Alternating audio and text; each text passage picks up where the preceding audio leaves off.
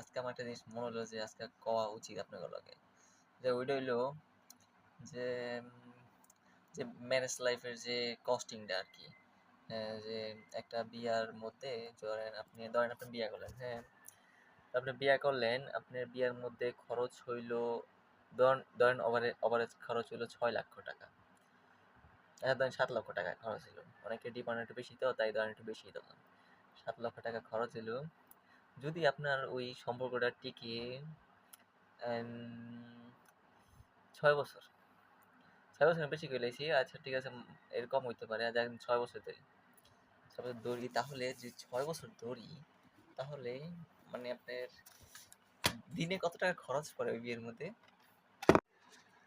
আচ্ছা তো এটার খরচ হয় যে মানে প্রতিদিনে ৳২৭৪, হ্যাঁ?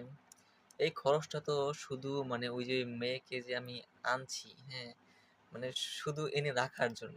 মানে রাখার জন্য যে একটা মানে সামাজিক চাহিদা বা যাই করেন। আর যদি আপনি এর কমে পারেন তাহলে তো খরচ আরো কমে গেল। এম নিশ্চয়তা তো কোনটারই নাই। তো শুধু আনারটা মানে ওই মেয়েকে যে আনছি তার ডেইলি খরচ হইলো মানে শুধু থাকার জন্য। যে একটা মেয়ে আসছে আমার কাছে মানে আমার বিয়ের জন্য এত টাকা খরচ হইছে। ওই খরচটার উপর ডিপেন্ড করে ওই মেয়ে যে থাকছে প্রতিদিনের খরচ মানে ধরতে গেলে ওই যে এম যেমন কর্মীরা ওই যে হাজিরা হিসেবে পায় না? এই যে চাকরিতে গেলে ডেইলি মানে আসলে এত টাকা মানে ওইটা শুধু প্রেজেন্ট মানে সে থাকছে আরকি। এর বাইরেও তো খরচ আছে ওটা আরো বাড়বে। তো এটাই ইন্টারেস্টিং লাগলো তাই বললাম আপনাদের সাথে।